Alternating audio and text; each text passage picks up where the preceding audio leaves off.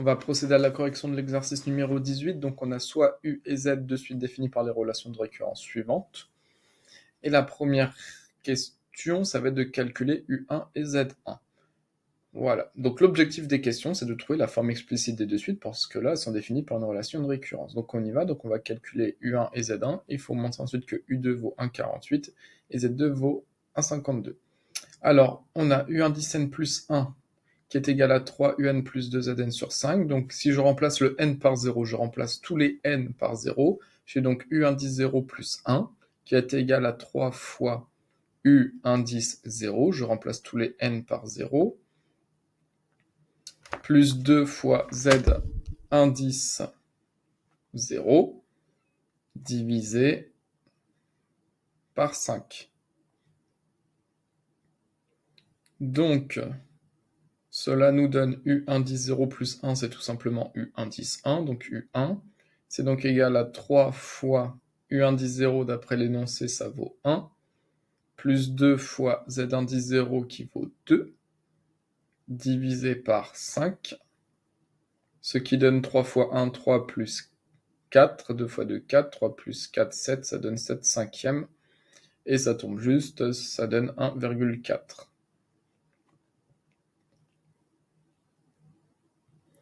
On va maintenant calculer Z1, donc pour ce faire, je vais remplacer le n par 0, donc j'ai Z indice 0 plus 1, qui est égal à 2U indice 0, plus 3 fois Z indice 0 sur 5, donc là, hop, je vais les mettre en rouge, donc U indice 0, pour j'ai remplacé tous les n par 0, ce qui donne donc Z indice 1 est égal à 2 fois U indice 0 qui vaut 1, plus 3 fois Z indice 0 qui vaut 2, divisé par 5. Ce qui donne 2 fois 1, 2, plus 3 fois 2, 6, ce qui donne 8 cinquièmes, ce qui est égal à 1,6. Maintenant, on va calculer U2 et Z2 en allant un peu plus vite. Donc si on calcule U indice 2, U indice 2, ça va donc être égal à 3 fois U indice 1, en effet, plus 2 fois Z indice 1, divisé par 5. Ce qui donne donc 3 fois U indice 1, on a trouvé 1,4, plus 2 fois Z indice 1, on a trouvé 1,6, divisé par 5. Ce qui donne 3 fois 1,4, 3 fois 4, 12, je pose 2, je retiens 1, 3 fois 1, 3 plus 1, ça donne donc 4,2, plus 1,6 fois 2, 3,2. 3,2 divisé par 5, ce qui donne 7,4 divisé par 5. Hop, et ça donne bien 1,48.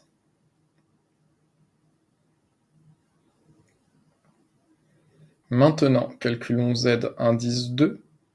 Donc Z indice 2, c'est donc égal à, d'après la relation de récurrence, à 2 fois U indice 1. Je remplace tous les n par 1, plus 3 fois Z indice 1 divisé par 5.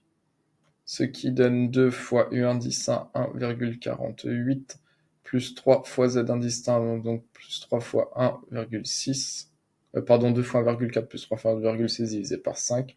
Ce qui donne 2,8 plus 6 fois 3, 18, je pose 8, je retiens 1, 3 fois 1, 3 plus 1, 4, donc hop, ça donne 2,8 plus 4,8 divisé par 5, ce qui donne 8 et 8, 16, je pose 6, je retiens 1, 4 plus 2, 6 et 1, 7, 7,6 divisé par 5, et hop, ça donne bien 1,52. On vient de faire la question 1, hop. On va passer à la question 2. Donc, on pose pour tout entier naturel n, on pose S indice n égale UN plus Z indice n. Donc, on vous demande de calculer S indice 0. Donc, d'après la relation, c'est égal à U0 plus Z0. Ce qui donne donc, d'après l'énoncé, 1 plus 2, ce qui est égal à 3. Ensuite, S indice 1, c'est donc égal à U indice 1 plus Z indice 1. Ce qui est égal à 1,4 plus 1,6, ce qui donne 3. Ensuite, S indice 2, c'est donc égal à U indice 2 plus Z indice 2, ce qui est égal à 1,48 plus 1,52, ce qui donne 3. Donc question 3, qu'est-ce qu'on peut conjecturer sur le sens de variation de la suite Sn? Donc S0 vaut 3, S1 vaut 3, S2 vaut 3. On a calculé les trois premiers termes, donc qu'est-ce qu'on peut conjecturer? Ça vaut 3, 3, 3, donc on peut conjecturer que la suite Sn, donc entre parenthèses, semble être constante. Donc la suite Sn semble être une suite constante, égale à 3. Tous les termes sont égaux à 3. Voilà, ça c'est notre hypothèse. Donc la question 4, ça va être de prouver qu'on a la relation de récurrence S indice n plus 1, il faut montrer que c'est égal à S indice n. Donc là, hop, dans notre relation de récurrence, le n ici, je vais le remplacer par n plus 1, donc S indice n plus 1. C'est donc égal à U indice, donc le n, je l'ai remplacé par n plus 1, donc là, le n ici et le n là, je vais le remplacer par n plus 1, c'est donc égal à U indice n plus 1, plus plus Z indice n plus 1. Ensuite, on va utiliser les relations de récurrence de l'énoncé. On sait que U indice n plus 1, hop là, c'est égal à 3 UN plus 2ZN divisé par 5, plus, hop, Z indice n plus 1, c'est égal à 2 UN plus 3ZN divisé par 5. Les deux fractions ont le même dénominateur, donc on peut les regrouper. Donc ça donne, hop, le dénominateur vaut 5 et on additionne. Ça donne donc 3 UN plus 2 ZN, plus on additionne, donc plus 2 UN plus 3 ZN. Quand deux fractions ont le même dénominateur, on peut le regrouper. Alors là, ça donne donc 3 UN plus 2 UN, ça donne 5 UN, plus 2 ZN plus 3 ZN plus 5 ZN, divisé par 5. Et là, je vais vous montrer deux méthodes pour terminer ce calcul. Donc la première méthode, ça va être de factoriser le numérateur. Donc le facteur commun, c'est 5, donc je factorise par 5, donc ça donne 5 entre parenthèses, UN plus ZN divisé par 5. Et comme on a 5 fois UN plus ZN divisé par 5, on a un 5 divisé par 5 qui s'annule, et donc il reste UN plus ZN. Donc première méthode, c'est de factoriser le numérateur. Ou la deuxième méthode, vu qu'on a une somme, ça va être de couper en deux la fraction. Donc là, la petite flèche, c'est-à-dire pour la première méthode, et la deuxième méthode, on coupe en deux. 5UN sur 5 plus 5ZN sur 5. En effet, quand les deux fractions ont le même dénominateur, on peut le regrouper sur 5. Donc là, hop, deuxième méthode, voilà, on coupe les deux membres par 5, et donc ça donne 5 divisé par 5, ça s'annule, donc ça donne UN plus ZN. Voilà, donc soit on factorise, soit on coupe la fraction en deux fractions. C'est à vous de choisir votre méthode, soit la 1, soit la 2, les deux méthodes sont bonnes. Donc on trouve que c'est égal à UN plus ZN. Or, d'après l'énoncé, que vaut UN plus ZN? Ça, d'après l'énoncé, hop, je l'ai surligné en bleu, c'est égal à Sn. UN plus Zn, c'est égal à Sn. Donc, on a montré que S indice n plus 1 est égal à Sn pour tout entier naturel n. Et qu'est-ce que cela signifie? Comme Sn plus 1 égale Sn, c'est-à-dire que le terme d'après est toujours égal au terme d'avant. Donc question 5, ça signifie que la suite Sn est une suite qui va être constante. Parce qu'on a prouvé que pour tout entier naturel n, S indice n plus 1 égale à Sn, donc la suite est constante. Donc d'après la question 4, on a montré que la suite, donc entre parenthèses, donc la suite, hop, Sn entre parenthèses, est une suite constante. Est constante. Et donc, comme la suite Sn est constante, ça veut dire que tous les termes de la suite ont la même valeur. Or, on sait que S indice 0, ça vaut 3. On aurait pu prendre S1 qui vaut 3, S2 qui vaut 3. Donc, comme j'ai une suite constante, c'est-à-dire une suite qui vaut toujours la même valeur, S0 vaut 3. Donc, pour tout entier naturel n, Sn vaut toujours 3. Voilà, pour tout entier naturel n. J'ai une suite constante, S0 vaut 3. Donc, comme tous les termes sont égaux, c'est-à-dire que S1 vaut 3, S2 vaut 3, etc., etc. Donc, pour tout n, Sn vaut 3. On va passer à la question 6 avec la suite dn. Donc hop, j'ai un peu effacé. Ouais, je vais mettre en pause et je reviens.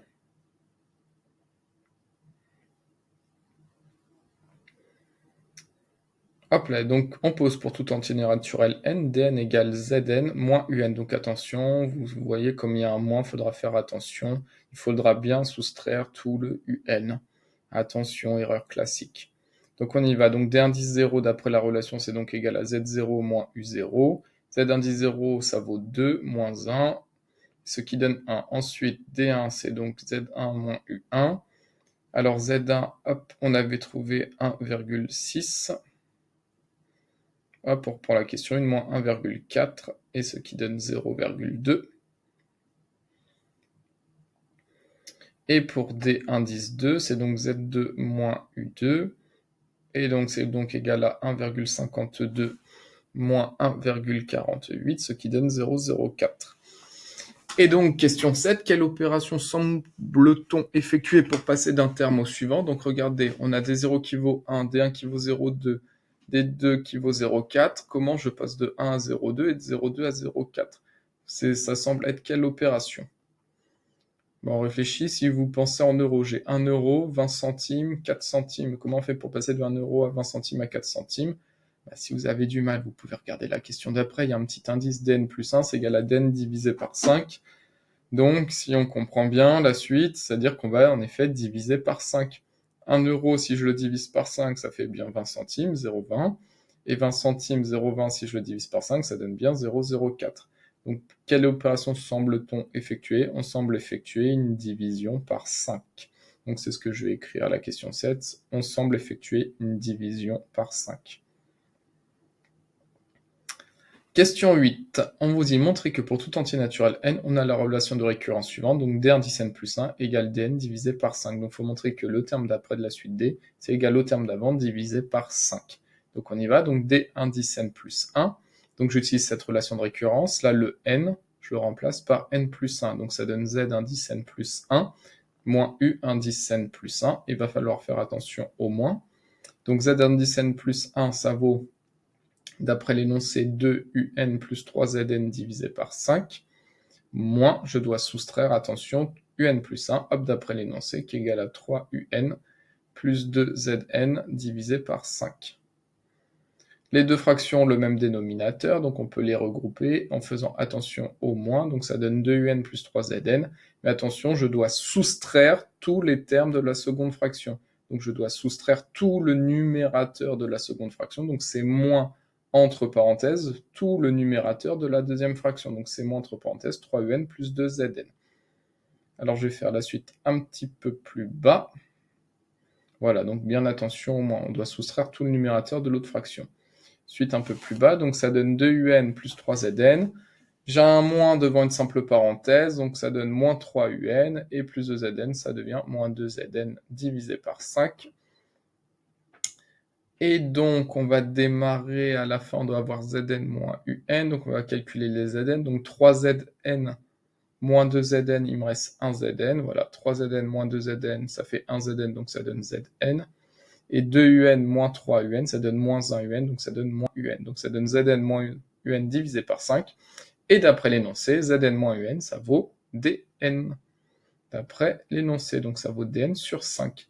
Donc on a montré que pour tout entier naturel n, d indice n plus 1, c'est bien égal à dn sur 5.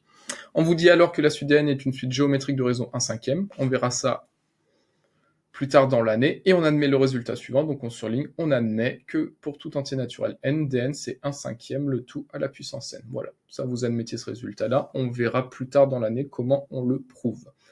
Ce sera d'autres chapitres lorsqu'on fera les suites arithmétiques et géométriques. Donc on admet qu'on a dn qui vaut ça, et Sn, à la question 5, on a prouvé que ça vaut toujours 3. Voilà, grâce à les questions 5 et 8, on va pouvoir faire la suite des questions. Donc regardez la 9, je vous laisse lire. Sn plus dn, ça vaut un plus zn, plus zn moins un, ce qui donne 2zn. Donc Sn plus n, c'est égal à 2zn. On divise par 2 des deux côtés. Or, Sn, ça vaut toujours 3. Et dn, on a montré en jaune ici que c'est 1/5 puissance n. Voilà, donc on a fini la question 9. Et la question 10. Sn moins dn, c'est un plus zn moins, attention entre parenthèses, zn moins un, il faut bien tout soustraire, et on trouve 2un. Quand on soustrait bien. Et ensuite, on termine, ça donne, on divise par 2 des deux côtés, Sn vaut 3, et dn vaut 1/5 puissance n, et on a terminé.